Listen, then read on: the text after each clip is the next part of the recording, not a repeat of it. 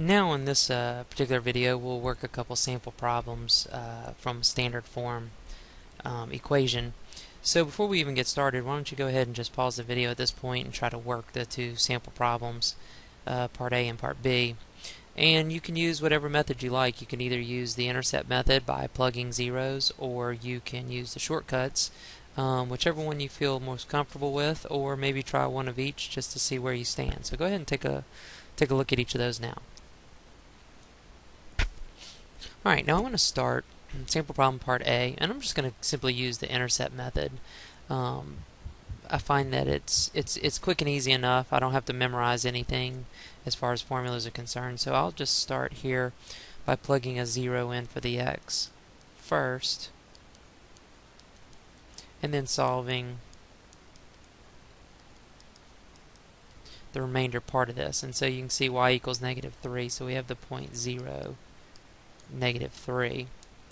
Now I'll simply just do that process again, but this time plug in a 0 for the y and simply get the x value, and you can see the x value is 2, and of course the y was a 0, and so we get 2 points there. And so now all I really need to do to plot this line is to simply plug 0, -3, and 2, 0, and 2 points is plenty enough to define a line. And of course I would want to use a straight edge again, which I don't seem to have at the moment, and I can draw my line. And so that is just simply the line drawn from a standard form equation.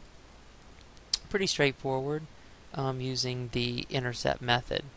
Now if I decided to use the shortcuts here, I could run into a little problem with part B, and here's why.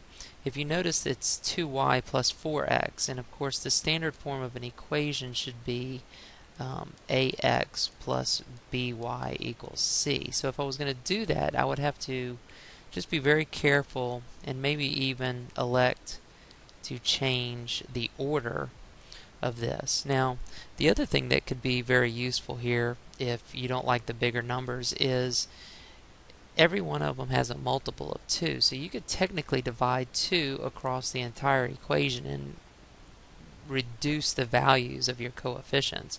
I'm not going to do that, but if you wanted to take that route, you could. I'm going to go ahead and stick with the intercept method here, just so that we get in good habits. And it doesn't matter which form of the equation I use. I'm just going to go ahead and use the original form. Feel free to choose whichever one you're most comfortable with. So I'm going to say 2 times 0 plus 4x equals 4. Now notice I made the y equal to 0 to start, and so x would equal to 1, and so this gives us the point 1 and 0. And then of course I'm going to do the other side. This time I'm going to make x equal to 0, which gives me 2y equals to 4, and then y equals to 2, and that simply gives me the point 0, 2. Now if you needed a t-chart to help you with these points, feel free to do that. This is to make this easier for you so that you get accuracy first and speed comes second. So accuracy is always our most important priority.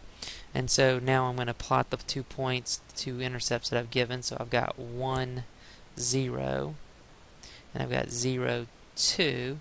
And again, if you had a straight edge, it would probably be best to use a straight edge to get an appropriate line, but I don't have one handy at the point. So that is the best line I can draw through those 2 points. And so that's 2 quick examples of standard form equations graphing, and so hopefully that was not a problem. Now, as always, anytime you're watching these videos and a question pops up, you need to be sure to write that down and ask your teacher at the next class period.